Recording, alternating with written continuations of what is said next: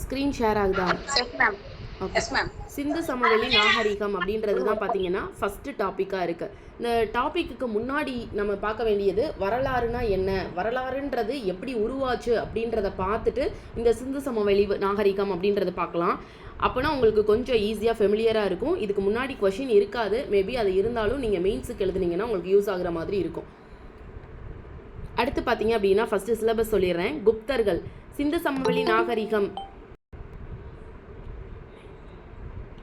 சிந்து சமவெளி நாகரிகம் அப்படின்றது வந்து முன்னாடி காலத்தில் பீப்புள் எப்படி வாழ்ந்தாங்க. இப்போ தொல்லியல் துறை நேற்று நம்ம பார்த்தோம், ஞாபகம் இருக்கா? ஆர்கியாலஜிக்கல் தொல்லியல் துறை வந்து எதை கண்டுபிடிக்கிறாங்க அப்படின்னு சொல்லிட்டு அரிக்கமேடு, ஆதிச்சநல்லூர்னு சொல்லிட்டு நிறைய ஊரில் வந்து இப்போது கீழடியாக இருக்கட்டும், ஒவ்வொரு பிளேஸில் வந்து கவர்மெண்ட் வந்து என்ன பண்ணுறாங்க, ப்ராஜெக்ட் மாதிரி ரெடி பண்ணி அங்கே அந்த இடத்துல வந்து தோண்டி பொருட்கள்லாம் எடுக்கிறாங்கல்ல. அப்போ அந்த பொருட்கள் மூலியமாக என்ன கிடைக்குது, பண்டைய காலத்தில் வந்து மக்கள் எப்படி வாழ்ந்தாங்க அப்படின்றதுக்கான எவிடன்ஸ் வந்து உங்களுக்கு கிடைக்குது. ஸோ அதே சேம் ப்ரொசீஜர் தான். அந்த மாதிரி தான் இப்போ இந்த சிந்து சமவெளி நாகரிகத்தில் இருக்க மக்கள் வந்து அவங்க எழுத்து முறை வந்து நம்மளுக்கு புரியாது. ஏன்னா நம்மலாம் எப்படி எழுதுவோம், எந்த சைடில் இருந்து எழுதுவோம், நம்ம ஒரு மாதிரி வந்து லெஃப்டில் இருந்து ரைட்டில் எழுதுவோம். ஆனால் அவங்க அந்த உருது அராபெல்லாம் எழுதுவாங்க பார்த்தீங்களா, ரைட்டில் இருந்து லெஃப்டில். ஸோ நம்ம எழுதுறதுக்கு ஆப்போசிட்டில் இருந்து தான் அவங்க எழுதுவாங்க. ஸோ அவங்களோட எழுத்து முறையும் நம்மளுக்கு புரியாது. ஆனால் எழுத்து முறை ஃபுல்லாக கிடைக்கல, அங்கங்கே கொஞ்சம் கொஞ்சம் வந்து எழுதியிருக்காங்க அப்படின்ற ஹேபிட்டை வச்சு நம்ம வந்து எழுதியிருக்காங்கன்றதை கண்டுபிடிக்கிற மாதிரி இருக்குது.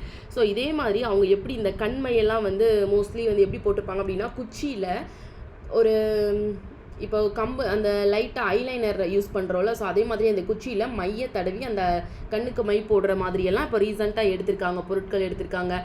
நிறைய இந்த முதுமக்கள் தாலிகள்னு சொல்லிட்டு அந்த இறந்தவங்க புதைச்ச அந்த பானை இதெல்லாம் வந்து எடுத்திருக்காங்க. ஸோ இந்த மாதிரி தொல்லியல் துறை கண்டுபிடிச்சதை வச்சு நம்ம இந்த சிந்து சமவெளி நாகரிகம் அப்படின்றத ஓகே இப்படியெல்லாம் வாழ்ந்திருக்காங்க போல அப்படின்னு நம்ம தெரிஞ்சுக்கிற மாதிரி ஒரு எவிடன்ஸாக நம்மளுக்கு கண்டுபிடிச்சிருக்காங்க. நெக்ஸ்ட் பார்த்தீங்க அப்படின்னா குப்தர்கள்னு கொடுத்துருக்காங்க சிலபஸில். குப்தர்கள் அப்படின்னா இங்கிலீஷில் குப்தாஸ்னு சொல்லுவோம். ஸோ குப்தாஸ் வந்து மோஸ்ட்லி வந்து ஒரு எல்லாருக்குமே தெரியும்னு நினைக்கிறேன், இந்தியாவின் பொற்காலம் அப்படின்னு சொல்கிறதுவே குப்தர்கள் காலம் தான். இவர் வந்து ஒரு வட இந்தியாவில் அரசர்களாக இருப்பாங்க. நேற்று நம்ம தமிழ் கிளாஸில் பார்க்கும்போது நிலத்தை ஐவகை நிலங்களாக பிரிச்சிருக்காங்க, குறிஞ்சி, முல்லை, மருதம், நெய்தல், பாலைன்னு சொன்னோம். ஸோ அதே மாதிரி வட இந்தியாவில் இந்த குப்தர்கள் காலத்தில் தான் பார்ப்போம். அவங்களும் நிலத்தை 5 வகையாக பிரிச்சிருப்பாங்க. கிலா, ஷேதா, அப்ரகதா, பஸ்தி அப்படின்ற மாதிரி 5 வகைகளாக நிலங்களை வந்து பிரிச்சிருப்பாங்க. ஸோ இவங்களோட ஆட்சி முறை எப்படி இருந்துச்சு, 1947 சுதந்திரம் வாங்கினதுக்கு அப்புறம் பார்த்தீங்க அப்படின்னா இண்டிபெண்டன்ஸ், ஆஃப்டர் இண்டிபெண்டன்ஸ்னு சொல்லுவோம். இப்போ வந்து நம்ம என்ன பண்ணிட்டோம், மன்னர்கள் ஆட்சி முறையெல்லாம் ஒழிச்சிட்டு இப்போ ஃபுல் அண்ட் ஃபுல் என்ன இதில் இருக்கும், அரசியல் அமைப்பு கண்டரில் இருக்கும். ஆனால் இந்த குப்தர்கள் இதில் பார்த்தீங்க அப்படின்னா மன்னர்கள் அப்படின்றவங்க எப்படி இருந்தாங்க, அந்த மன்னர் வந்து அவங்களுக்கு கீழே அமைச்சர்கள் எப்படி இருந்தாங்க. இப்போ நம்மள மாதிரி வந்து அமைச்சர்கள் சேர சோழ பாண்டியர்கள் பார்க்கும்போது உங்களுக்கு ஈஸியாக இருக்கும், மினிஸ்டர்ஸ் அமைச்சர்கள் அப்படின்னு சொல்லி பார்ப்பீங்க. அதுவே இவங்களை பார்க்கும்போது பேரெல்லாம் கொஞ்சம் வித்தியாசமாக இருக்கும், தண்டநாயகா, மகா தண்டநாயகா, அஸ்வபதி அப்படின்னு. ஏன்னா இது ஒவ்வொரு போஸ்டிங்கோட பேர். இப்போ எப்படி சொல்கிறீங்க, நிதித்துறை அமைச்சர்னு சொல்லுவீங்க, உள்துறை அமைச்சர்னு சொல்லுவீங்க. அதே மாதிரியே இப்போது கொத்துவால், அதாவது போலீஸ்காரவங்களாம் என்ன சொல்லுவாங்க அப்படின்னா கொத்துவால்னு சொல்லுவாங்க. ஸோ அந்த மாதிரி மினிஸ்டர்ஸோட நேம் இதெல்லாம் வந்து இந்த குப்தர்களில் பார்ப்போம். கொஞ்சம் ஃபெமிலியரான டாபிக். சில பேர் என்ன சொல்லுவாங்க அப்படின்னா குப்தர்கள் காலத்தை தான் இந்தியாவின் பொற்காலம்னே சொல்லுவாங்க, கோல்டன் ஏஜ் அப்படின்னு சொல்லுவாங்க. எதுக்காக அப்படின்னா அந்த காலத்தில் இருந்த மாதிரி தங்கமோ வைரமோ வந்து இப்போ நம்மக்கிட்டே கிடையாது. ஏன்னா குப்தர்கள் காலத்துக்கு அடுத்து வந்தவங்க டெல்லி சுல்தானியர்கள். டெல்லி சுல்தானியர்கள் அவங்க எல்லாருக்குமே தெரியும், முகமது கஜினி, முகமது கோரி எல்லாம் இருக்காங்க. ஸோ அவங்களாம் என்ன பண்ணியிருக்காங்க அப்படின்னா நம்ம நாட்டை ஆட்சி பண்ணணுன்றதுக்காக வரல, நம்ம நாட்டில் இருந்த வளங்களை கொள்ளையடிக்கிறதுக்காக வந்து எல்லாத்தையும் எடுத்துகிட்டு போயிருக்காங்க. ஸோ அப்படி இருக்கும்போது நம்ம கிட்ட இருந்த நகைகள், வைரங்கள், வைடூரியங்கள் எல்லாத்தையும் அவங்க எடுத்துகிட்டு போனதுனால குப்தர்கள் காலத்தில் தான் நம்ம நாட்டோட உண்மையான வைரமும் பொற்காலமும் நம்மக்கிட்ட இருந்துச்சு. அதுக்கப்புறம் நம்ம நாட்டில் இருந்து நிறைய பொருட்கள் வந்து வெளியே போக ஆரம்பிச்சிருச்சு டில்லி சுல்தானியர்கள் காலத்துலேருந்தே. அடுத்து பார்த்தீங்க அப்படின்னா டில்லி சுல்தானியர்கள் வந்து அடிமை வம்சம், நிறைய வம்சங்கள்லாம் பார்ப்போம்.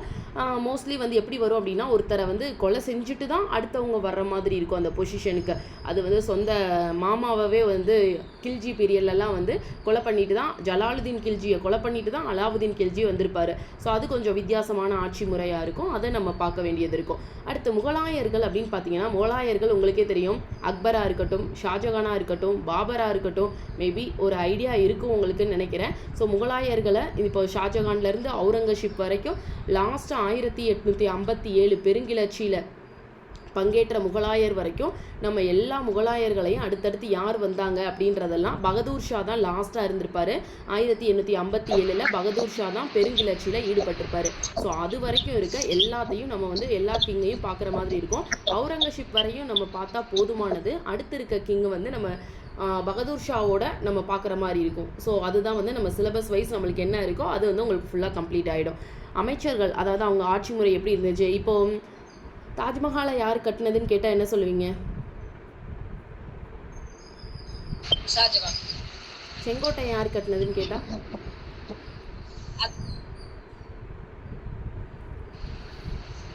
செங்கோட்டை யார் கட்டியிருப்பாங்க?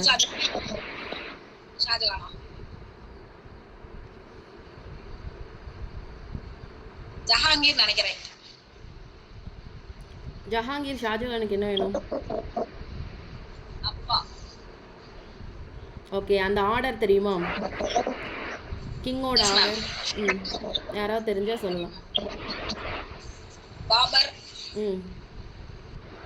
சரி ஜஹாங்கீர் வந்து ஷாஜகானோட தாத்தா.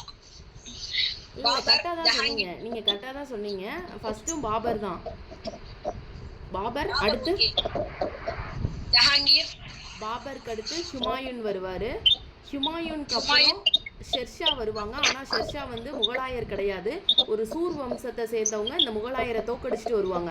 ஆனால் மறுபடியும் அந்த ஷெர்ஷா கிட்ட இருந்து ஹுமாயூன் வந்து அந்த ஆட்சியை மீட்டெடுத்து வந்துருவார். அதுக்கடுத்து பார்த்தீங்க அப்படின்னா ஹுமாயூனோட பையன் தான் அக்பர். அக்பரோட பையன் தான் ஜஹாங்கீர். ஜஹாங்கீரோட பையன் தான் ஷாஜகான்.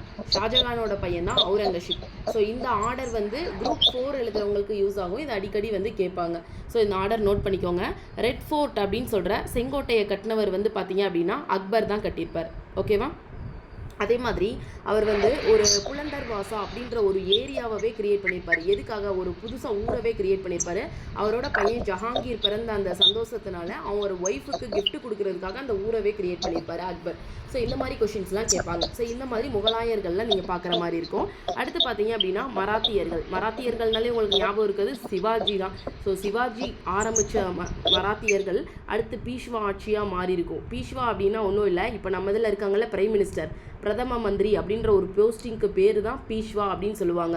ஸோ அந்த பீஷ்வா முறையை பற்றி நம்ம பார்க்குற மாதிரி இருக்கும். பீஷ்வா தான் லாஸ்ட்டாக ஃபைனலாக என்ன பண்ணுவாங்க அப்படின்னா ஆங்கிலோ மராத்தா வார் அப்படின்னு சொல்லிட்டு ஆங்கிலேயர்கள் கூட சண்டை போட்டு கடைசியாக நானா சாஹிப் அப்படின்ற ஒருத்தர் தான் அந்த 1857 பெருங்கிளர்ச்சியில் ஈடுபட்டு ஜெயிச்சிருப்பார். ஸோ இதுதான் மராத்தியர்களில் நம்ம பார்க்க வேண்டியதாக இருக்கும்.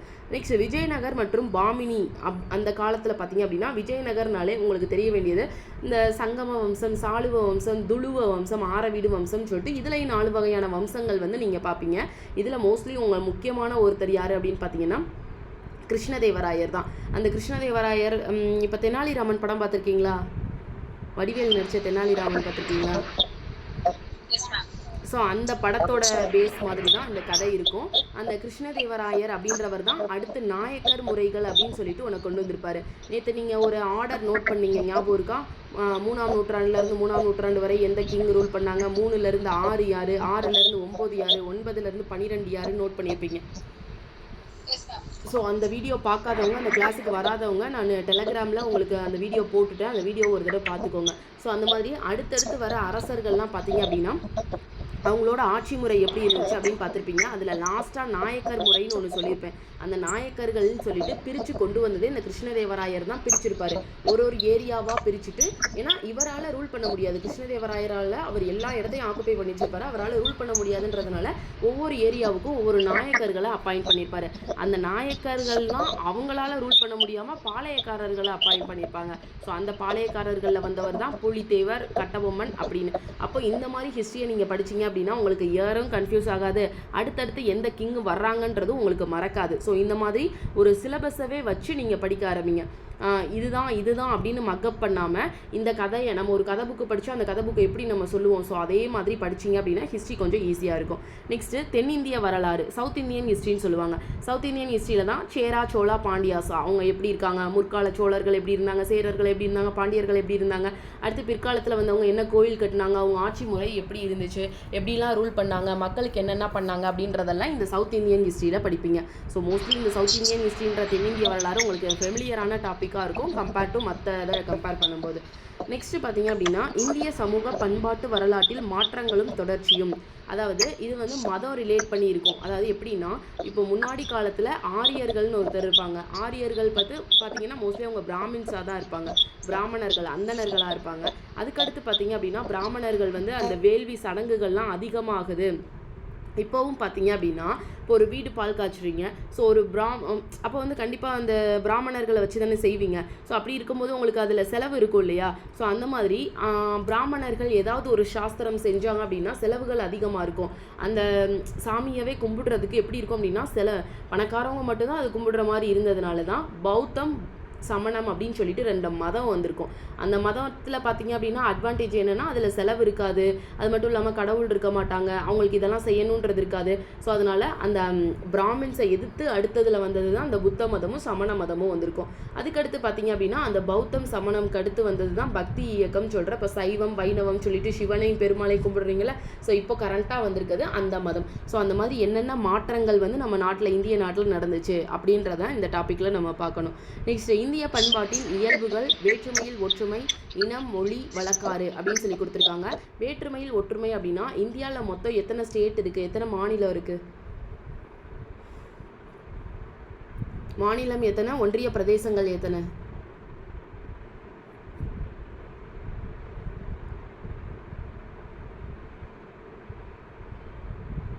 இந்தியாவில் எத்தனை ஸ்டேட்ஸ் இருக்குது, யூனியன் டெரிட்டரிஸ் இருக்குன்னு தான் கேட்டேன்.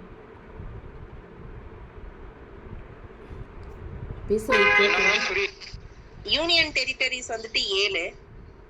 8 union territories. Union territories 8. Union பிரதேசங்கள் 28 ஸ்டேட்டும் 8 யூனியன் பிரதேசங்களும் இருக்கும். ஸோ அந்த அப்போது நம்ம எல்லாரும் ஒரே மாதிரி டான்ஸு, ஒரே மாதிரி கடவுளை வணங்குறோம் இல்லை, எல்லாமே கொஞ்சம் டிஃப்ரெண்ட்டாக இருக்குது. ஆனால் நம்மலாம் இந்தியர்கள் அப்படின்னு சொல்லிட்டு அந்த யுனைட்டி இன் டைவர்சிட்டி வேற்றுமையில் ஒற்றுமைன்றதை ஃபாலோ பண்ணுறோம் இல்லையா? ஸோ அதனால இப்போ ஹிந்துவாக இருக்கட்டும், கிறிஸ்டியனாக இருக்கட்டும், முஸ்லீமாக இருக்கட்டும், எல்லா மதத்துக்காரவங்களும் என்ன பண்ணுறோம், இந்தியாவில் தான் இருக்கும். ஆனால் நம்மளுக்குன்னு ஒரு பாகுபாடு கிடையாது. இப்போ பொங்கலுக்கு எப்படி லீவ் விடுறாங்களோ அதே மாதிரி தான் ரம்ஜானுக்கு, அதே மாதிரி தான் கிறிஸ்மஸுக்கு. ஸோ இந்த மாதிரி வந்து ஒரு பாகுபாடே இல்லாமல் வி ஆர் இந்தியன்ஸ்னு வாழ்கிறதுனால இந்த வேற்றுமையில் ஒற்றுமையில் என்னென்னன்றதை நம்ம பார்ப்போம். நெக்ஸ்ட் இனம் மொழி வழக்காறு. அடுத்து வந்து இந்தியா ஒரு மதச்சார்பற்ற நாடு, சமூக நல்லிணக்கம் அப்படின்னு சொல்லி கொடுத்துருக்காங்க. மதச்சார்பற்ற நாடாக தானே நம்ம இருக்கோம், இந்த மதம் தான் இந்த நாட்டில் இருக்கணும் அப்படின்ற எந்த ஒரு கண்டிஷனும் இல்லை, எந்த மதம் வேணால் இருக்கலாம் அப்படின்னு சொல்லிட்டு ஒரு மதச்சார்பற்ற நாடாக தான் இருக்கும். மற்றபடிக்கு இந்தியாவில் சோசியல் கல்ச்சர் வந்து எப்படி ஃபாலோ ஆகுது அப்படின்றத இந்த லாஸ்ட் சிலபஸில் இந்த லாஸ்ட் 2, 3, 4 இந்த 3 சப்டிவிஷனுமே எப்படின்னா இப்போ இந்தியா எப்படி கரண்ட்டாக இருக்குது அப்படின்றத பார்க்குறது தான். மேலே இருக்கிறத என்ன சொல்லுவாங்க அப்படின்னா ஏன்ஷியன் ஹிஸ்ட்ரின்னு சொல்லுவாங்க. அடுத்து அந்த முகலாயர்கள்ல இருந்து இருக்கிறத மெடிவல் ஹிஸ்ட்ரி அப்படின்னு சொல்லுவாங்க. கீழே இருக்கிறத மாடர்ன் ஹிஸ்ட்ரி, இப்போ கரண்ட்டாக இந்தியா எப்படி இருக்கோ அந்த மாதிரி சொல்லுவாங்க மாடர்ன் ஹிஸ்ட்ரி. ஸோ இந்த மாதிரி வரலாறை இப்படி தான் 3ஆக பிரித்து நம்ம பார்க்க போகிறோம். அதில் இப்போ நம்ம ஃபஸ்ட்டு பார்க்க போகிறது தான் சிந்து சமவெளி நாகரிகம். சரியா மேம்? ஒரே ஒரு சின்ன டவுட். சொல்லுங்க மேம். இது அந்த கிருஷ்ணதேவராயர் ஆட்சி செஞ்சது வந்து ஆந்திரான்னு சொல்லி அந்த கிருஷ்ணா நதி சைடுன்னு சொல்றாங்க. கர்நாடகா வரைக்கும் இருக்காங்கன்னு சொல்லி கேள்விப்பட்டாங்க. அது எப்படி கர்நாடகாவோட சேர்த்து ஆட்சி செஞ்சாரா இல்ல ஆந்திரா தமிழ்நாடு மட்டுமா? ஆந்திரா அவரோட பூர்வீகம் வந்து ஆந்திரா மேம். ஆனால் கர்நாடகாவை இன்னொரு நாட்டுக்காரவங்க கிட்ட இருந்து அதாவது கைப்பற்றி இருப்பார். இப்போ வார் கண்டக்ட் பண்ணி கைப்பற்றி இருப்பார். அதே மாதிரி தான் தமிழ்நாட்டில் இப்போ நம்ம மதுரை சைடு ஃபுல்லாக இப்போ மதுரையில் இப்போ நாயக்கர்கள் இருந்தாங்க, மதுரை நாயக்கர்கள் இருந்தாங்க, புதுக்கோட்டை நாயக்கர்கள் இருந்தாங்க, தஞ்சாவூர் நாயக்கர்கள் இருந்தாங்க. இந்த மாதிரி நாயக்கர் ஆட்சியெல்லாம் இருந்த இடத்தெல்லாம் கிருஷ்ணதேவராயர் சண்டை போட்டு வாங்கியிருப்பார். அதாவது அடுத்தவங்க கூட இப்போ மன்னர்கள்னாலே அடுத்த நாட்டு கூட போர் பண்ணி தானே அந்த இடத்த கேப்சர் பண்ணுவாங்க. ஸோ அந்த மாதிரி அவரோட வீரத்தில் அவர் சிறந்து இவ்வளோ ஏரியாவே அவர் ஆக்குப்பை பண்ணியிருப்பார். ஆனால் அவரோட பூர்வீகம்ன்றது ஆந்திரா தான். அவங்களோட தலைநகரம் எது மேம்? கிருஷ்ணதேவராயரோட தலைநகரம் ஆந்திரா மேம். ஊரு புரியல என்ன கேக்குறீங்கன்னு. ஊர் மேம், அதாவது ஒரு ஊர் இருக்கும்ல ஸ்பெசிஃபையா.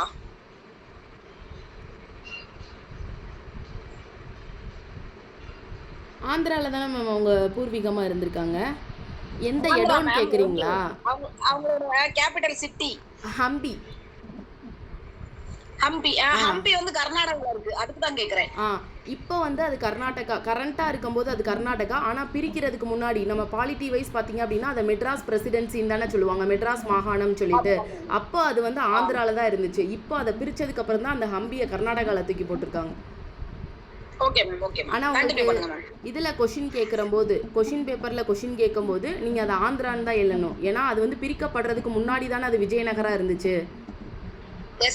புரியுதா? அதே மாதிரி அவரை பார்க்கும்போதே பார்ப்பீங்க, அவரோட நூல்கள் எல்லாமே அவர் கன்னடத்தில் எழுதியிருக்க மாட்டார், எல்லாமே தெலுங்குல தான் எழுதியிருப்பார். தெலுங்குல தான் இருக்கு. ஸோ அதனால கொஷின் கேட்டால் நீங்கள் ஆந்திரான்னு தான் போடணும். ஆனால் இப்போ பிரிச்சிருக்குது 1956க்கு அப்புறம் தான் அதை கர்நாடகான்னு பிரிச்சிருப்பாங்க. Okay okay ma'am, thank you ma'am. Okay, next போகலாமா? இதில் வேறு சிலபஸில் யாருக்காவது எதுவும் டவுட் இருக்கா?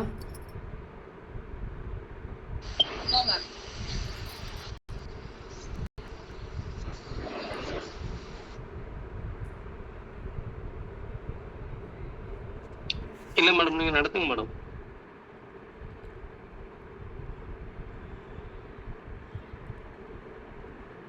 இண்டஸ் வேலி சிவிலைசேஷன், சிந்து சமவெளி நாகரிகம். இந்த சிந்து சமவெளி நாகரிகம் பார்க்குறதுக்கு முன்னாடி ஒரு வரலாறு மட்டும் பார்த்துட்டு வந்துடுவோம். வரலாறுன்றது ஃபஸ்ட்டு மனுஷன் எப்படி தோன்றுனா அப்படின்றதுலேருந்தே ஸ்டார்ட் பண்ணிடுவோம். மனுஷன் எப்படி தோன்றுறான்?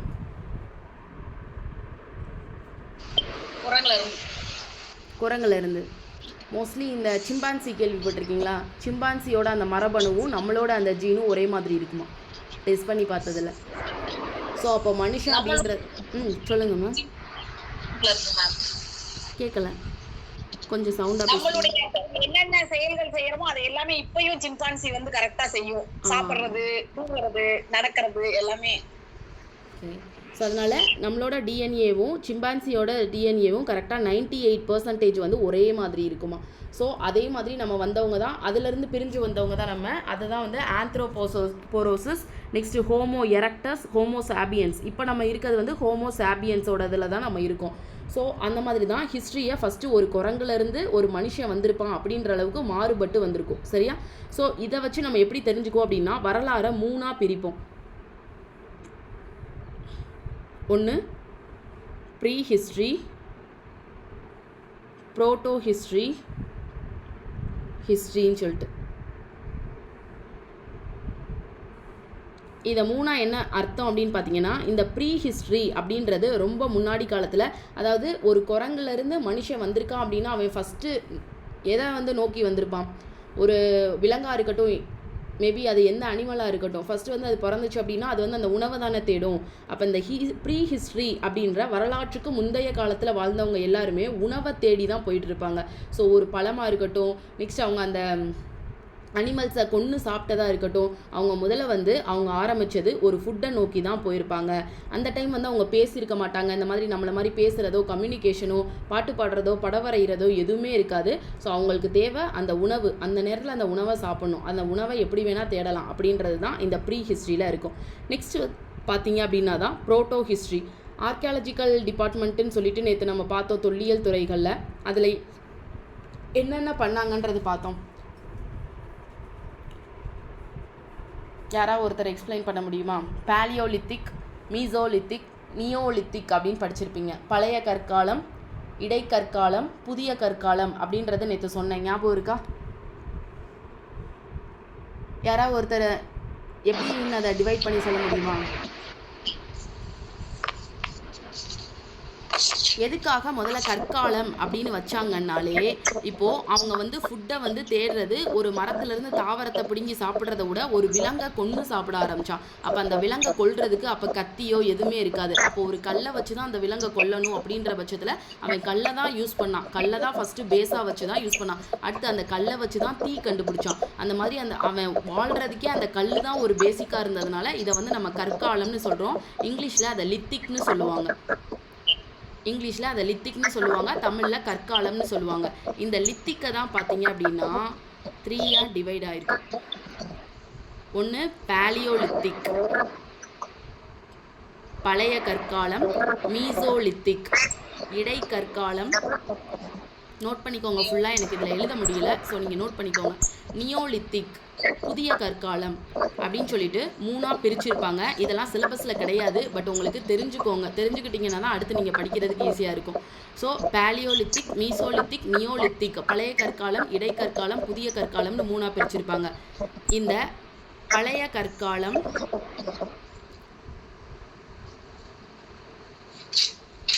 இதை தான் நேற்று எழுதியிருக்கீங்க, ஞாபகம் இருக்கா? அந்த நோட்ஸை எடுத்து ஒரு தடவை ரெஃபர் பண்ணுங்கள். கம்பேர் பண்ணி படிச்சிங்கன்னா ஈஸியாக இருக்கும். Lower paleolithic எழுதியிருக்கீங்களா?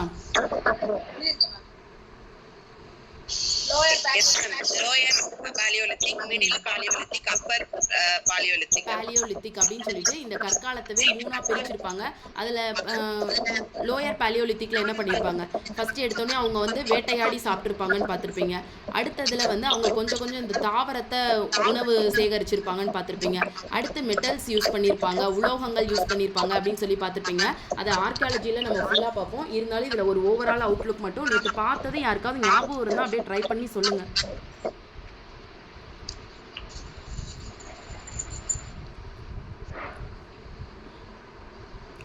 ஓகே, இந்த ஸ்டோரியை நான் சொல்லிடுறேன். ஒரு தடவை வந்து நீங்கள் போய் அன்னைக்கு படிக்கிறத அன்னைக்கு கொஞ்சம் ரிவைஸ் மட்டும் பண்ணிடுங்க.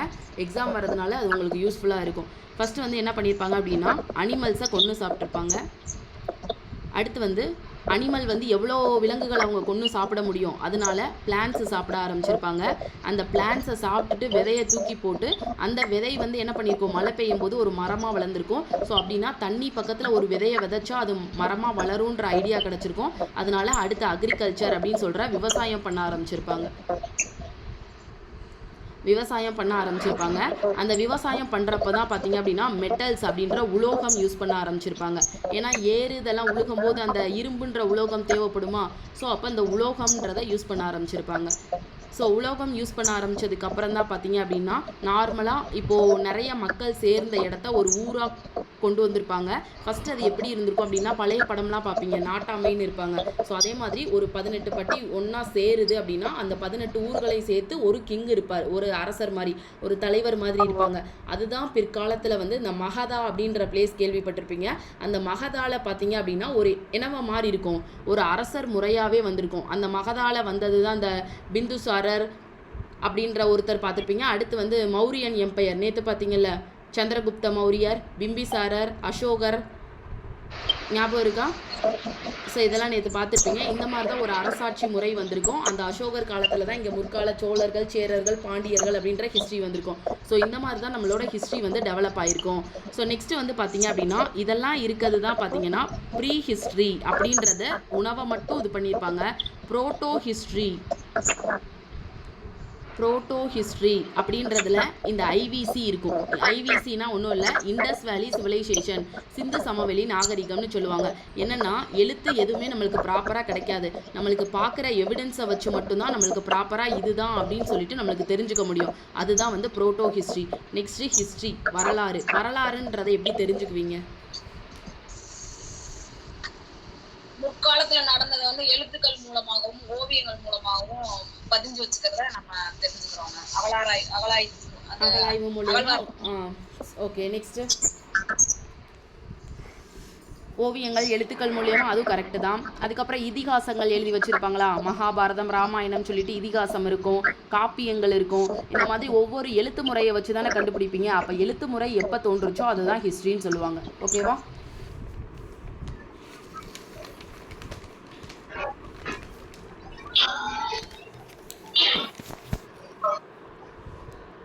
ஓகே, சிந்து சமவெளி நாகரிகத்துக்குள்ளே போயிடலாமா?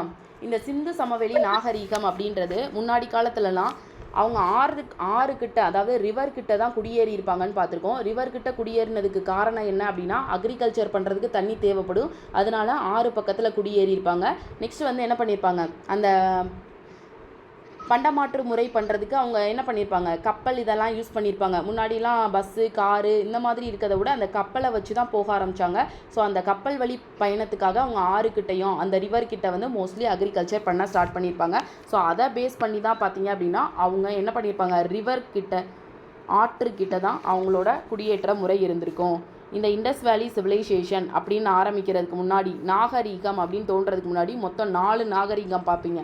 ஒன்று மெசபட்டோமியன் நாகரிகம், நோட் பண்ணிக்கோங்க. மெசபடோமியன் நாகரிகம், மெசபடோமியன் சிவிலைசேஷன்னு சொல்லுவாங்க. மெசபடோமியா நாகரிகம், இல்லாட்டி நான் ஃபுல்லாக நடத்திட்டு எந்த புக்கில்ன்றது சொல்லிடுறேன், அது பாருங்கள். மெசபடோமியா நாகரிகம். அடுத்து வந்து சிந்து சமவெளி நாகரிகம், இண்டஸ் வேலி சிவிலைசேஷன், சிந்து சமவெளி நாகரிகம். அடுத்து ஈஜிப்து சிவிலைசேஷன், எகிப்து நாகரிகம். அடுத்து வந்து பார்த்திங்க அப்படின்னா சீன நாகரிகம் அப்படின்னு சொல்லிட்டு 4. இப்போ நாகரிகம் அப்படின்னாலே ஒரு 6 கிட்ட தான் தோன்றுது அப்படின்னு சொன்னேன். இது மெசபடோமியம் நாகரிகம் தோன்றுறது வந்து டிப்ரிஸ் அப்படின்ற ரிவர் கிட்ட தான் தோன்றியிருக்கும். அதே மாதிரி சிந்து சமவெளி நாகரிகம்ன்றது சிந்து நதி. சிந்து நதி எங்கே இருக்குது? சிந்து நதி எங்கே உதயமாகுது? India Pakistan border. ஸ்டார்ட் ஆகுறது மவுண்டைன் ஹிமாலயாஸ்லேருந்து உருவாகுதா? ஹிமாலயாஸ் அந்த இமயமலை வந்து உருகி ஆறாக மாறும்போது அந்த சிந்து ரிவராக போகுது. ஆரிஜினேட் ஆகுறது உருவாகிறது என்னமோ இந்தியாவில் தான், ஆனால் அது பாயிறது எங்கே பார்த்தீங்கன்னா பாகிஸ்தானில் தான் அதிகமாக பாயுது. ஓகேவா? ஸோ சிந்து ரிவரை பேஸ் பண்ணி தான் இந்த இண்டஸ் வேலி சிவிலைசேஷன்றது இருக்கும். ஈஜிப்து சிவிலைசேஷன், நைல் நதி கேள்விப்பட்டிருக்கீங்களா? நைல் நதியை பேஸ் பண்ணி தான் ஈஜிப்ட் சிவிலைசேஷன் இருக்கும். நெக்ஸ்ட்டு சைனா வந்து குவாங்கோ ரிவர்னு சொல்லுவாங்க, மஞ்சள் ஆறுன்னு சொல்லுவாங்க, குவாங்கோ ரிவர். ஸோ இதை பேஸ் பண்ணி தான் சீன நாகரிகம் இருக்கும். இது 4 நாகரிகம் தோன்றியிருக்கும். ஆனால் நம்மளுக்கு தேவையானது சிந்து சமவெளி நாகரிகம் மட்டும்தான். ஸோ சிந்து சமவெளி நாகரிகம் அப்படின்றத நம்ம பார்க்கலாம். உங்களுக்கு ஒரு மேப் காட்டுறேன். டைக்ரிஸ் நதியா? டைக்ரிஸ்.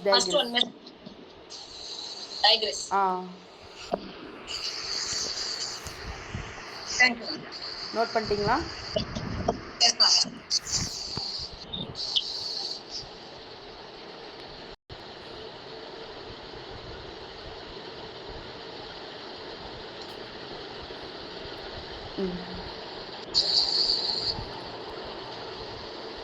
இந்த ரெட் கலர் பாக்ஸ் போட்டிருக்கு, எல்லாருக்கும் தெரியுதா? இந்த ஏரியா போட்டிருக்கு, மேப்பில் இப்படி போட்டிருக்காங்கல்ல, இதுதான் வந்து சிந்து சமவெளி நாகரிகம் இருக்குது. இது இந்தியா மேப் உங்களுக்கு அப்படியே பிரித்து காட்டும் போது இந்தியா தெரியுதா? இது இந்தியா மேப்பு. இந்தியாவில் எங்கேருந்து எங்கே போகுதுன்னு பாருங்கள். கரெக்டாக இந்தியாவும் பாகிஸ்தானும். இது வந்து இருந்த காலம் ரொம்ப முன்னாடி காலம். அப்போல்லாம் இந்தியா பாகிஸ்தான்ற பிரிவினைலாம் கிடையாது. ஸோ மொத்தமாகவே நம்ம நாடு இந்திய நாடு அப்படின்னு தான் இருக்கும். ஸோ இது ஃபுல்லாக பார்த்தீங்க அப்படின்னா சிந்து சமவெளி நாகரிகம். இந்த ரோஸ் கலர் இருக்கிறது பூரா, சரியா? இது பார்த்துட்டு படிச்சிங்கன்னா ஒரு ஐடியா கிடைக்கும். அதனால தான் இந்த மேப் காட்டுறேன், நோட் பண்ணி வச்சுக்கோங்க. இதில் எந்த இடத்துல இந்த ஹரப்பா இருக்குதுன்னு பாருங்கள். ஒரு டாட் வச்சு ஹரப்பான்னு எழுதியிருக்காங்களா? அந்த ரிவர் ப்ளூ கலரில் போகிறது எல்லாமே சிந்து நதி தான். இது ஹரப்பா, கீழே இருக்கிறது மொஹஞ்சதாரோ, இந்த சைடு இருக்கிறதா மெகர்கர். இந்த 3மே பார்த்துக்கோங்க, ரொம்ப முக்கியம். நான் சொல்கிறேன் ஏன்னு. ஹரப்பா, மொஹஞ்சதாரோ, மெகர்கர். கீழே பார்த்தீங்கன்னா லோத்தல்னு இருக்கும். இந்த இடம் இப்போ இந்தியாவில் என்ன, இந்தியா மேப்பில் என்ன சொல்லுவீங்க? இந்த இடத்துல எந்த ஸ்டேட் இருக்குது? லோத்தல் இருக்க இடத்துல எந்த ஸ்டேட் இருக்குது? குஜராத். ஸோ இந்த லோத்தல் வந்து குஜராத்தில் இருக்குது. அதுக்கு மேலே என்னென்ன பிளேஸ் இருக்குதுன்னு பார்த்துக்கோங்க. இப்போ நான் எக்ஸ்பிளைன் பண்ணுறேன்.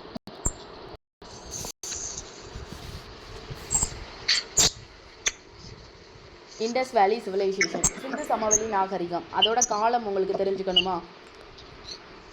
3300 to 1900. இது ஏன் இந்த மாதிரி இறங்கு வரிசையில் இருக்குது? இறங்கு வரிசையில் இருந்தால் அதை போஆமுன்னு சொல்லுவீங்களா, இல்லை போஆன்னு சொல்லுவீங்களா, பிசிஇன்னு சொல்லுவீங்களா, இல்லை சிஇன்னு சொல்லுவீங்களா?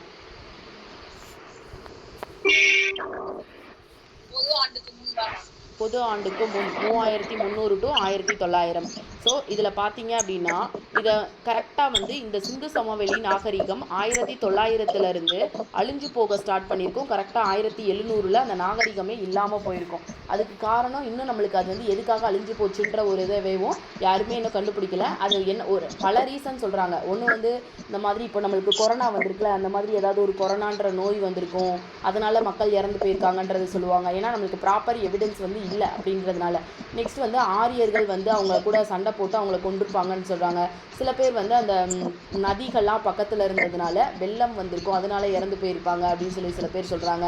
சில பேர் விசித்திரமாக ஏதாவது ஒரு உருவம், அதாவது ஒரு அனிமல் வந்து அவங்க எல்லாத்தையும் தாக்கியிருக்கும் அப்படின்னு சொல்கிறாங்க. ஸோ அவங்க எப்படி அழிஞ்சு போனாங்கன்றது தெரியல. ஆனால் அவங்க வாழ்ந்த வாழ்க்கை முறை வந்து ரொம்ப பர்ஃபெக்டாக வாழ்ந்துருக்காங்க. அவங்களோட தெருவெல்லாம் பார்த்தீங்க அப்படின்னா ஸ்ட்ரீட் வந்து இந்த மாதிரி இருக்குமா.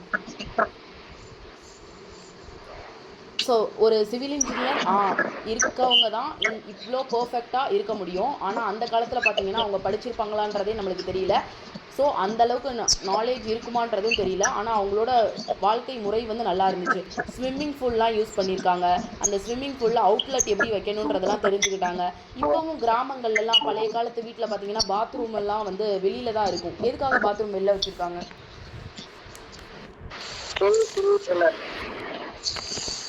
ஈஸியாக வந்து அந்த ட்ரைனேஜ் சிஸ்டம் வந்து கவர் பண்ணுறதுக்காக. இப்போ மாதிரி நம்ம இதில் வந்து அட்டாச் பாத்ரூம் வச்சு அந்த பைப் கனெக்ஷன்லாம் அப்போ இல்லை.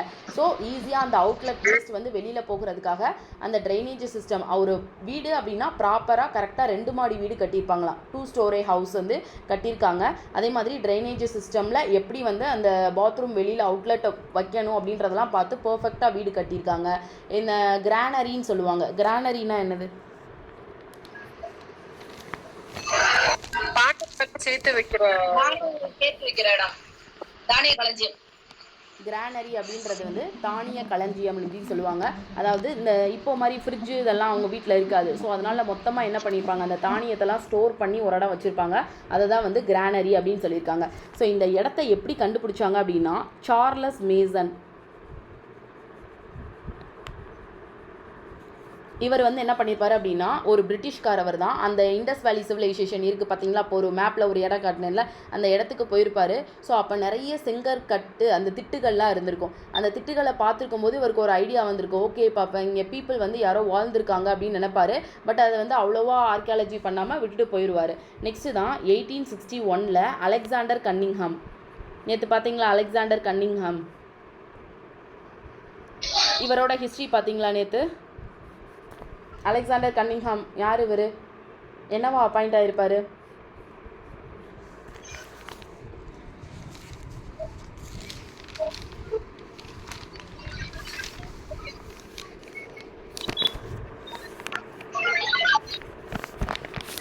யாருக்கும் ஞாபகம் இல்லையா? இந்திய தொல்லியல் துறையின் தந்தை. இந்திய தொல்லியல் துறையின் தந்தை. இவர் தான் யார்கிட்ட பெர்மிஷன் கேட்டிருப்பாரு? சானிங் பிரபு கிட்ட பெர்மிஷன் கேட்டு ஆர்கியாலஜி சர்வே ஆஃப் இந்தியா அப்படின்றதவே இந்தியாவில் ஸ்டார்ட் பண்ணியிருப்பாருன்னு சொல்லி பார்த்தோமா? ஆமா, 1861. 1861 இவர் இங்க வந்ததுக்கு காரணம் என்ன?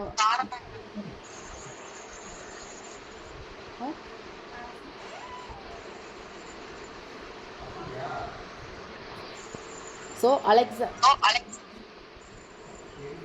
அலெக்சாண்டர் கன்னிங்ஹாம் அப்படின்றவர் 1861 ASI archaeological survey of India அப்படின்றத டெல்லியில் ஸ்டார்ட் பண்ணியிருப்பாரு அப்படின்னு சொல்லி பார்த்துருப்போம். ஸோ நெக்ஸ்ட் வந்து இவர் என்ன பண்ணியிருப்பாரு, இவங்க வந்ததுக்கு காரணம் என்னவா இருக்கும் அப்படின்னா டல்கோசி பீரியட்.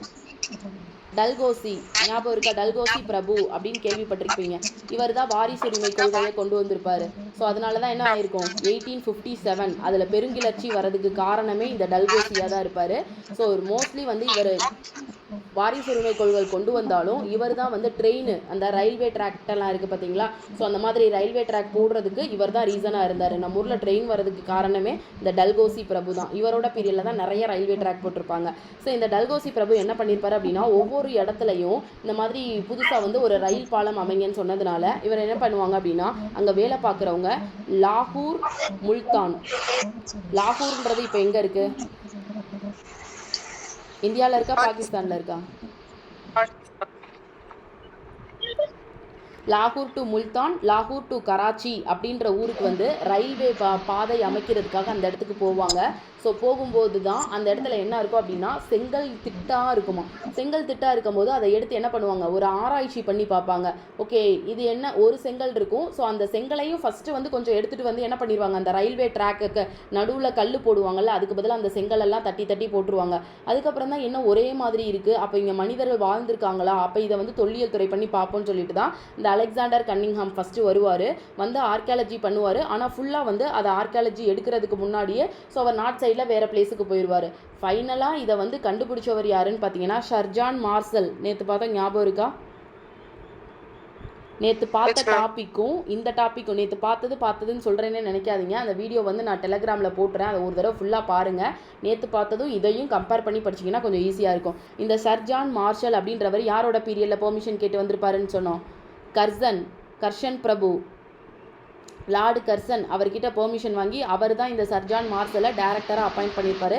அவர் தான் என்ன பண்ணியிருப்பார், இந்த சர் ஜான் மார்சல் தான் வந்து ஹரப்பான்ற ஊர் இருக்குது, மொகஞ்சதாரோன்ற ஊர் இருக்குது அப்படின்னு சொல்லிட்டு அந்த இடத்த ஃபுல் அண்ட் ஃபுல் ஆராய்ச்சி பண்ணுறவர் இந்த ஜான் மார்ஷல் தான். ஓகேவா? ஸோ இதை வந்து இப்போது இதுதான் வந்து இப்படி தான் அவங்க கண்டுபிடிச்சிருப்பாங்க. ஒரு ரயில்வே பாலை வந்து அமைக்கிறதுக்காக வந்தவங்க இந்த சிந்து சமவெளி நாகரிகம் அப்படின்ற ஒரு இடம் வந்து இங்கே இருக்குன்றதை கண்டுபிடிச்சிருப்பாங்க. இந்த காலத்தை வந்து சிந்து சமவெளி காலத்தை 3ஆக பிரிச்சிருப்பாங்க. ஒன்று வந்து இனிஷியல் ஸ்டேஜ், தொடக்க நிலைன்னு சொல்லுவாங்க.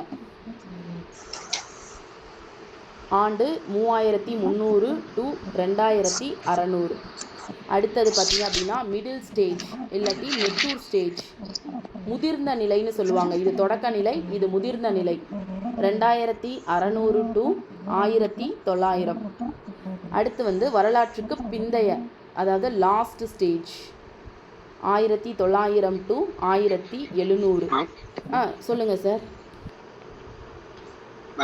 சொல்லுங்கள் சார், சொல்லுங்கள் சார். கேக்குதா நான் பேசுறது? கேக்குது. வாய்ஸ் டபுளா கேக்குது. யா, ரெண்டு டைம் கேக்குது. ஒரு நிமிஷம் சார். மியூட்.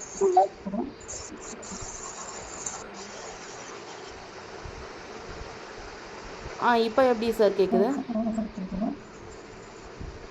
டபுளா தான் கேக்குது. யாரோ மியூட்ல போடாம இருக்காங்க, அதனால டபுளா கேக்குது.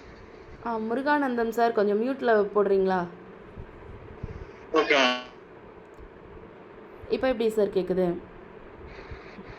ஓகே, இப்ப கிளியரா கேக்குதுண்ணா.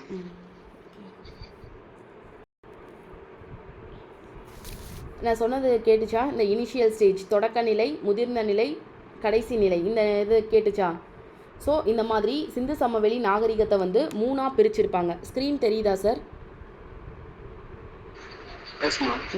இந்த மாதிரி 3ஆக டிவைட் பண்ணியிருப்பாங்க. இந்த 3ஆக பிரிச்சிருக்க காலத்தில் தான் இந்த காலம் 3300லேருந்து 2600 கிராமப்புற வாழ்க்கை வாழ்ந்திருப்பாங்க. இப்போது கிராமத்துலேருந்து ஸ்டார்டிங்லேயே எல்லா ஊருமே நகரமாக வந்துருச்சா? எப்போ வந்து ஒரு இடம் நகரமாக மாறி இருக்கும்? ரூரல்லேருந்து எப்போ ஒரு பிளேஸ் அர்பனாக மாறும்?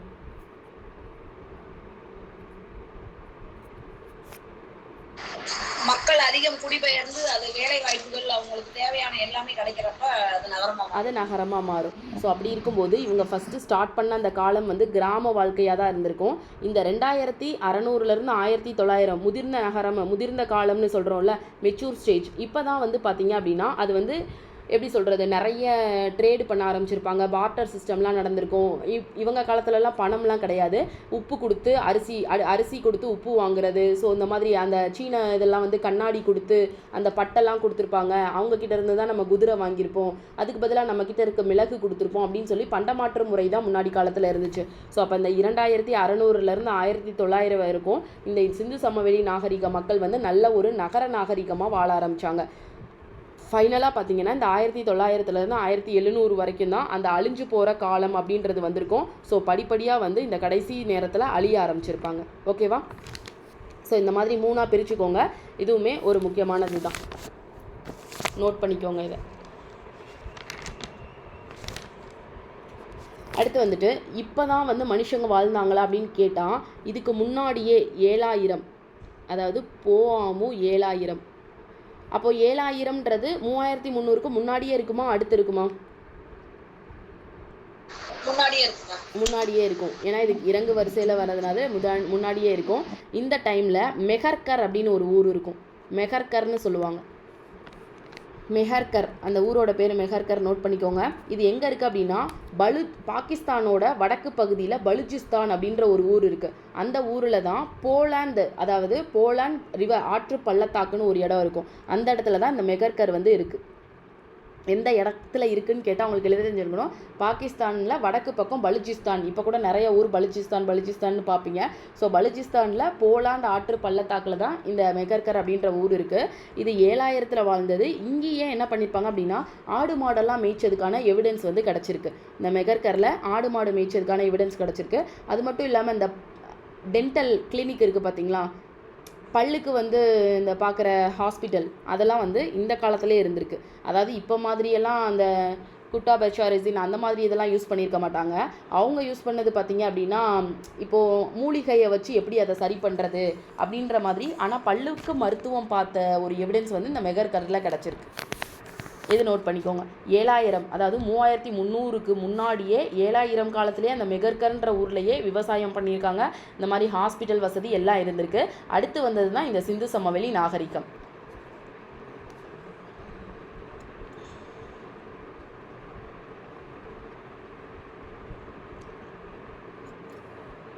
நோட் பண்ணியாச்சா? அடுத்து சொல்லலாமா?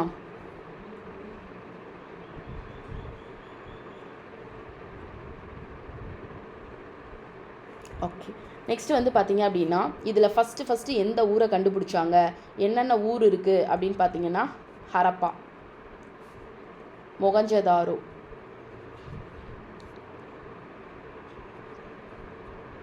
லோத்தல், கலிபங்கன், இதெல்லாம் வந்து அங்கே அவங்க கண்டுபிடிச்ச ஊர். ஸோ ஃபஸ்ட்டு இந்த ஹரப்பாவை தான் கண்டுபிடிச்சிருப்பாங்க.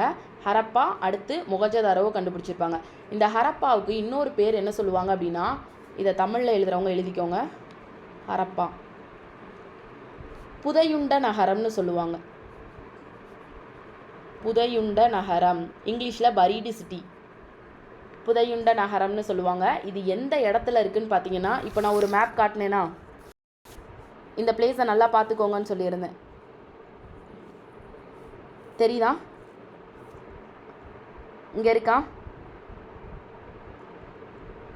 ஹரப்பான்ற ஊர், தெரியுதா? கரெக்டாக பாருங்கள். அது இந்தியா இது வரைக்கும் தான் இருக்குது. அப்போ ஹரப்பா எந்த இடத்துல இருக்குது? பாகிஸ்தானில் இருக்குது. ஸோ பாகிஸ்தானில் இருக்குது. அது பார்த்தீங்க அப்படின்னா அந்த ஹரப்பான்றது ராவி நதிக்கரை, அதாவது சிந்து நதிக்கரைக்கு சிந்து நதிக்கு வந்து 5 துணையாறுகள் இருக்குது. ராபி, சட்லஜ், சீலம், இதெல்லாம் ஜாகிரஃபியில் பார்ப்போம். ஸோ ராவி நதிக்கரையில் தான் இந்த ஹரப்பா அப்படின்ற ஊர் வந்து அமைஞ்சிருக்கு.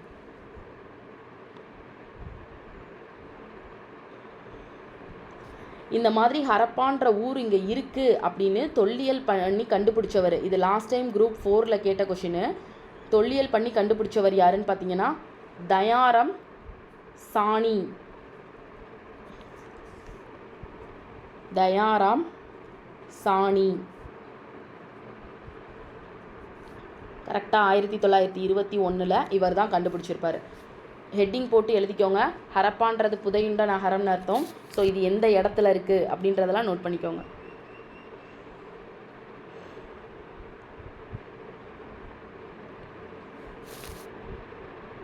நோட் பண்ணியாச்சா?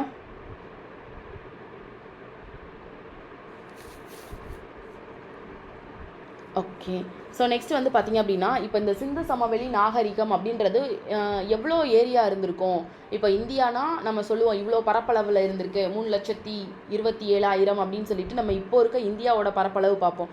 அதே மாதிரி இந்த சிந்து சமவெளி நாகரிகம் எவ்வளோ பரப்பளவில் இருந்திருக்கு அப்படின்னு பார்த்தீங்கன்னா 1.5 அதாவது 1.5 மில்லியன் சதுர கிலோமீட்டர், ஸ்கொயர் கிலோமீட்டரில் இந்த சிந்து சமவெளி நாகரிகம் அப்படின்றது இருந்திருக்கு. மேப் வைஸ் பார்த்தீங்க அப்படின்னா இதுவுமே ஒரு கொஷின் தான். ஆனால் இது ஸ்கூல் புக்கில் இல்லை, ஆனால் நோட் பண்ணிக்கோங்க. இதோட இப்போது படத்தோட மேற்பகுதி என்னன்னு சொல்லுவோம்? வடக்குன்னு சொல்லுவீங்களா? வடக்கு, அடுத்து தெற்கு, மேற்கு, கிழக்குன்னு சொல்லுவீங்க.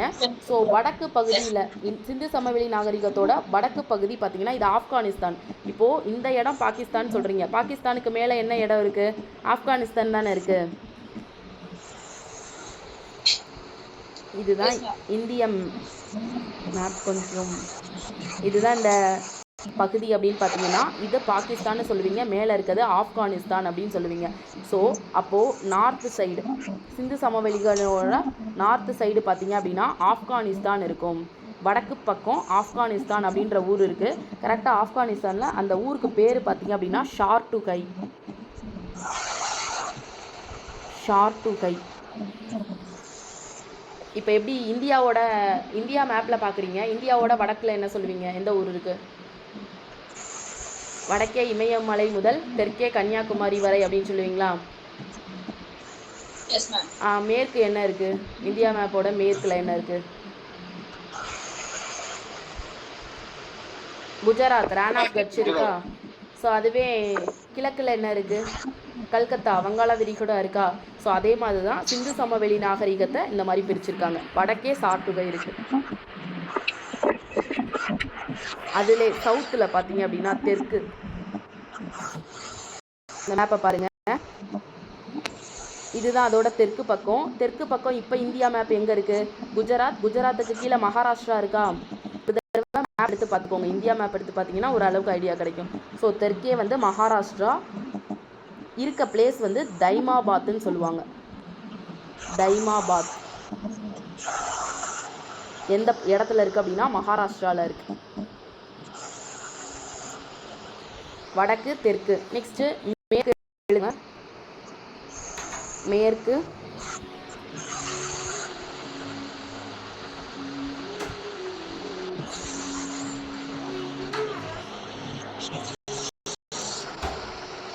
மேற்கு பக்கம் பார்த்தீங்க அப்படின்னா இந்த லாஸ்ட், அதாவது பாகிஸ்தான் மேற்குல சட்கா ஜெண்டர்னு சொல்லுவாங்க. சட்கா ஜெண்டர், சட்கா ஜெண்டர். நெக்ஸ்ட் கிழக்குல பார்த்தீங்க அப்படின்னா, கிழக்குல எந்த சைடு சொல்லுவீங்க? இந்த சைடு சொல்லுவோமா? கிழக்குல எந்த சொல்லுவீங்க? கரெக்டாக உத்தரப்பிரதேஷ் வரைக்கும் இருக்கா? இங்கே உத்தரப்பிரதேசம் தானே இருக்குது. மேற்கு, மேற்குக்கு ஆப்போசிட் கிழக்கு, கிழக்கில் இங்கே உத்தரப்பிரதேசம் இருக்கும். உத்தரப்பிரதேசில் எந்த பிளேஸ் பார்த்தீங்க அப்படின்னா ஆலம்கிர்பூர். கிழக்கில் ஆலம்கிர்பூர், ஆலம்கிர்பூர். ஸோ இந்த மாதிரி தான் இப்போ இந்தியா மேப்பை 4ஆக பிரித்தா எப்படி சொல்லுவீங்களோ, வடக்கில் என்ன இருக்குது, தெற்கில் என்ன இருக்குது, கிழக்கு மேற்கில் என்ன இருக்குதுன்னு சொல்லுவீங்களோ, அதே மாதிரி வடக்கு, கிழக்கு, தெற்கு, மேற்கில் சிந்து சமவெளி நாகரிகத்தை பிரித்து அது எவ்வளோ கிலோமீட்டர் இருக்குன்றதும் கொடுத்துட்டாங்க. 1.5 மில்லியன் ஸ்கொயர் கிலோமீட்டரில் இருக்குது. நெக்ஸ்ட் வந்து பார்த்தீங்கன்னா இப்போ ஒவ்வொரு மெட்டலாக கண்டுபிடிச்சிருப்பாங்க அப்படின்னு சொல்லுங்கள் மேம். மேம் வெஸ்டோட ஊர் எங்க இருக்கு? புரியல. சட்கா ஜெண்டர்ங்கிறது வந்து எந்த? பாகிஸ்தான். பாகிஸ்தான், பாகிஸ்தான் ஃபுல்லாகவே பாகிஸ்தான். Okay ma'am. நெக்ஸ்ட் வந்து பார்த்தீங்க அப்படின்னா இப்போது ஒவ்வொரு இதுலேயும் ஒவ்வொரு உலோகம் கண்டுபிடிச்சாங்கன்னு சொல்லியிருப்போம். ஸோ அப்போது அதை வந்து அந்த உலோகத்தை வச்சு தான் மென்ஷன் பண்ணுவாங்க. ஏன்னா ஃபஸ்ட்டு ஸ்டார்டிங்கில் கல்லை வச்சு பண்ணதுனால அதை கற்காலம், பழைய கற்காலம், புதிய கற்காலம், இடைக்கற்காலம் சொல்லி பிரித்தாங்க. அடுத்து கொஞ்சம் கொஞ்சமாக உலோகம் கண்டுபிடிக்க ஆரம்பித்தாங்க. உலோகம் கண்டுபிடிச்சோனையும் அந்த காலத்தை என்ன சொல்லிட்டாங்க அப்படின்னா உலோக காலம்னு சொன்னாங்க. அதே மாதிரி சிந்து சமவெளி நாகரிகத்தில் இருக்க என்ன காலம்னு பார்த்தீங்கன்னா பிரான்ஸ் ஏஜ்னு சொல்லுவாங்க. அதாவது வெண்கல காலம். என்ன காலம்னு கேட்டால் இது வந்து வெண்கல காலம்.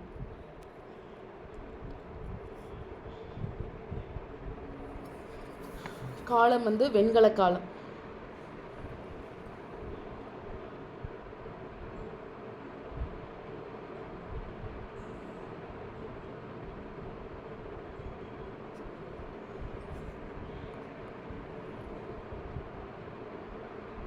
நோட் பண்ணிட்டு சொல்லுங்கள், அடுத்தது போகலாம். இது வரைக்கும் நோட்ஸ் எடுக்க முடியுதா? Yes ma'am.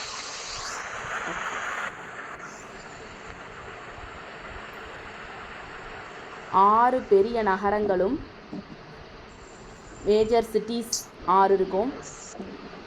200 கிராமங்கள் 200 வில்லேஜஸ் இருக்கு அப்படின்னு கண்டுபிடிச்சிருக்காங்க.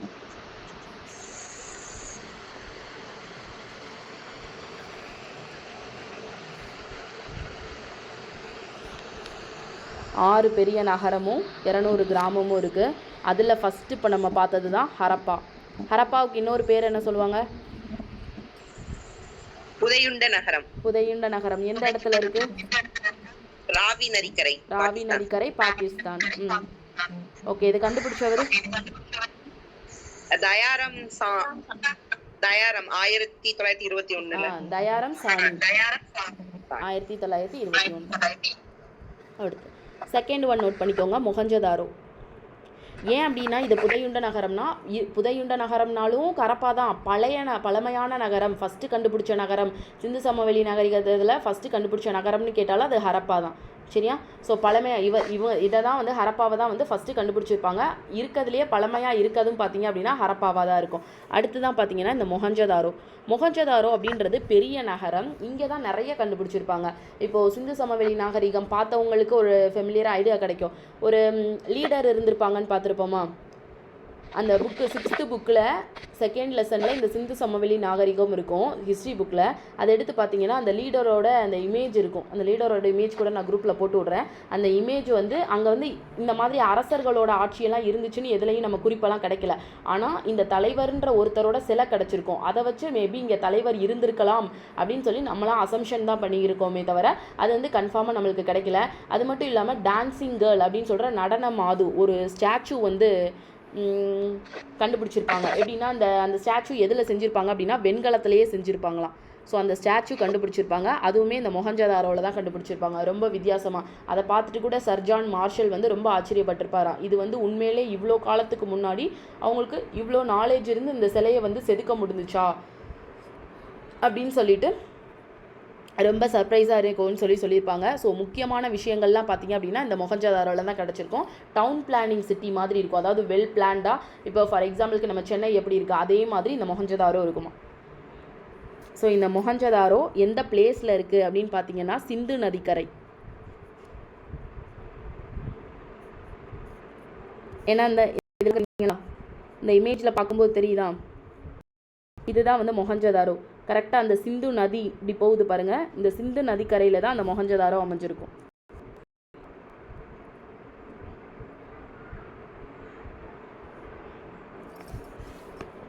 சிந்து நதிக்கரையில் அமைஞ்சிருக்கும். அடுத்து பார்த்தீங்கன்னா இதுக்கு ஒரு பேர் சொல்லுவாங்க, இடுகாட்டு மேடு அப்படின்னு சொல்லுவாங்க. இடுகாட்டு மேடு ஏன்னா புதைச்சவங்க அந்த பரியல் பண்ண அந்த சிஸ்டம்லாம் நிறைய கிடச்சிருக்கும். அதனால் இடுகாட்டு மேடு, மவுண்ட் ஆஃப் தி டெட்டுன்னு இங்கிலீஷில் சொல்லுவாங்க. மவுண்ட் ஆஃப் தி டெட் இதை கண்டுபிடிச்சவர் ஆர்டி பேனர்ஜின்றவர் கண்டுபிடிச்சிருப்பார். ஸோ 1922 கண்டுபிடிச்சிருப்பார். இது எல்லாமே உங்களுக்கு ஒரு ப்ரிலிம்ஸ் கொஷினாகவும் இருக்கலாம், மேபி மெயின்ஸ் கொஷின் கேட்டால் இது சிலபஸில் இல்லை. ஸோ ப்ரிலிம்ஸ் கான்செப்ட் வைஸ் உங்களுக்கு எப்படி எழுத முடியுமோ எழுதிக்கோங்க. புரியுற மாதிரி சொல்லுங்க மேம். ஹலோ சொல்லுங்க கேக்குது. மற்றவங்களுக்கு கேக்குதா? இந்தியாலயே பிளான்ட் சிட்டி வந்து சண்டிகர் மட்டும்தான். அது நோட் பண்ணிக்க சொல்லுங்க. நோட் பண்ணிக்கோங்க. பிளான்ட் சிட்டின்னு எதை வச்சு மேம் சொல்றீங்க? அதோடைய கட்டமைப்பு வந்து கரெக்டா இருக்கும். இந்த மழை பெய்ஞ்சா தண்ணி நிக்காது. அந்த ஸ்ட்ரீட்ஸ் எல்லாமே இந்த ஹரப்பா மொஹஞ்சதாரோல நம்ம சொல்றோம்ல அந்த மாதிரி சண்டிகர் மட்டும்தான் இந்தியாலே பிளான்ட் சிட்டி. அது இல்லாம அது 3 ஸ்டேட்டோட கேபிட்டல் இல்லையா மேம்? பஞ்சாப் ஹரியானாவோட. அப்புறம் சண்டிகர் வந்து யூனியன் டெரிட்டரி இல்லையா? பஞ்சாப் ஹரியானாவுக்கும் கோர்ட் அங்கதான் இருக்கு சண்டிகர்ல, high court. Yes ma'am, high court. அதனால அது வந்து பிளான்ட் சிட்டின்னு சொல்லுவாங்க. Thank you. டெய்லி யாராவது இந்த மாதிரி ஸ்டாட்டிக் ஜிகே இன்ஃபர்மேஷன் பார்த்தீங்கன்னாலும் யூஸ்ஃபுல்லாக இருக்கும். கரண்ட் அஃபேர்ஸும் மேபி முடிஞ்சிச்சுன்னா ஒரு ஆள் வந்து இந்த மாதிரி டிஸ்கஸ் பண்ணிங்க அப்படின்னா அது எல்லாத்துக்கும் ரீச் ஆகும்.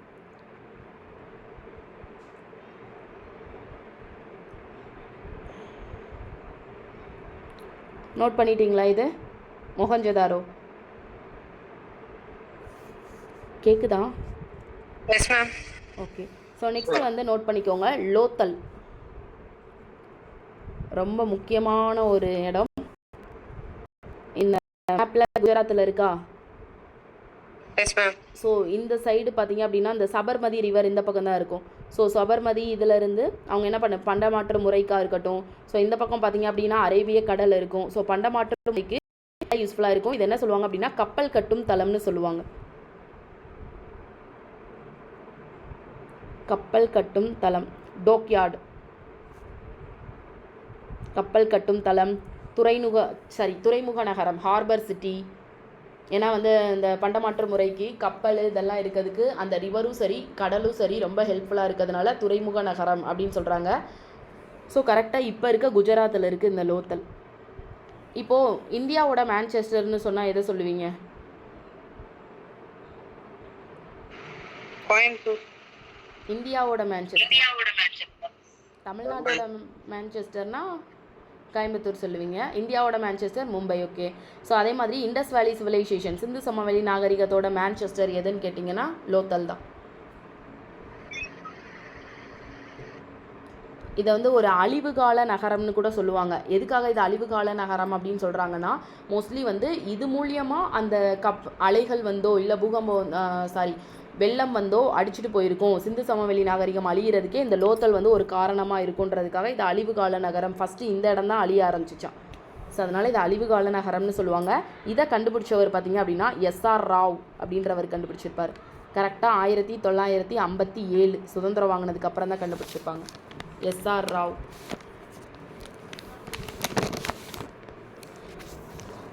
இப்போது எப்படி மேலே இருக்க ஹரப்பா வந்து ராவி நதிக்கரையில் இருக்குது, மொஹஞ்சதாரோ சிந்து நதிக்கரையில் இருக்குதுன்னு பார்த்தீங்களோ, அதே மாதிரி இந்த லோத்தல் வந்து எந்த இடத்துல இருக்கும் அப்படின்னா இப்போ இருக்க குஜராத்தில் இருக்கும்.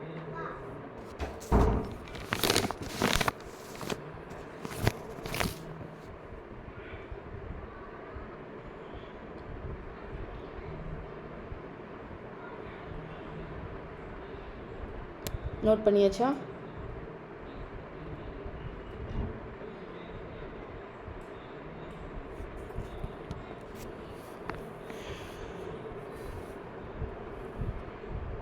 இந்த இதெல்லாம் புக்கில் இருக்காது. ஸோ அதனால தான் நான் இவ்வளோ நேரம் சொல்கிறேன். புக்கில் இருக்க கான்செப்ட் ஃபுல்லாக உங்களுக்கு எக்ஸ்பிளைன் பண்ணிடுறேன். அதோட தடவை ரீட் பண்ணிக்கோங்க. 4ஆவதாக இருக்குது கலிபங்கன். கலிபங்கன்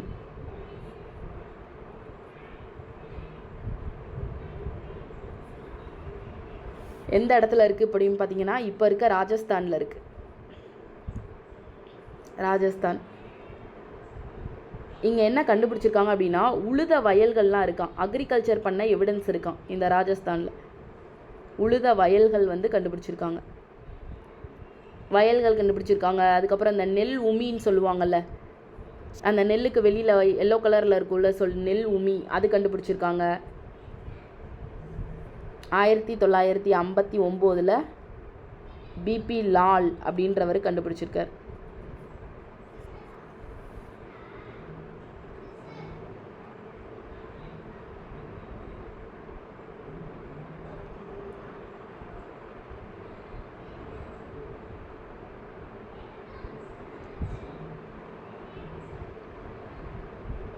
எங்கெங்கே என்னென்ன எவிடன்ஸ் கிடச்சிருக்குன்றதும் ஒரு கொஷின் தான். எரேஸ் பண்ணிடலாமா? பிபி லால் கண்டுபிடிச்சிருக்காரு 1959. அடுத்து ஃபயர் இண்டஸ்ட்ரீஸ் கண்டுபிடிச்சிருப்பாங்க. இங்கே இந்த தொழிற்சாலைகள்லாம் தீ யூஸ் பண்ணி இந்த மத்தாப்பு தயாரிக்கிறது, அந்த மாதிரி வெடி தயாரிக்கிறதுக்கு, தீ அப்படின்ற அந்த தீப்பெட்டி தயாரிக்கிறதுக்கு, ஸோ அந்த தொழிற்சாலைகள் வந்து இருந்ததுக்கான சான்று வந்து இந்த கலிபங்கனில் கிடச்சிருக்கு.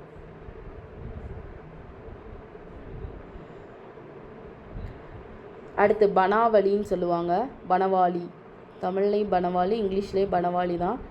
ராஜஸ்தானில் இருக்கும். ஹரியானா. பனவாலி ஹரியானா. பழைய புக்லேயே இதுலேயோ ராஜஸ்தான் கொடுத்துருப்பாங்க. ஸோ மாற்றிக்கோங்க. பனவாலி ஹரியானாவில் இருக்கும்.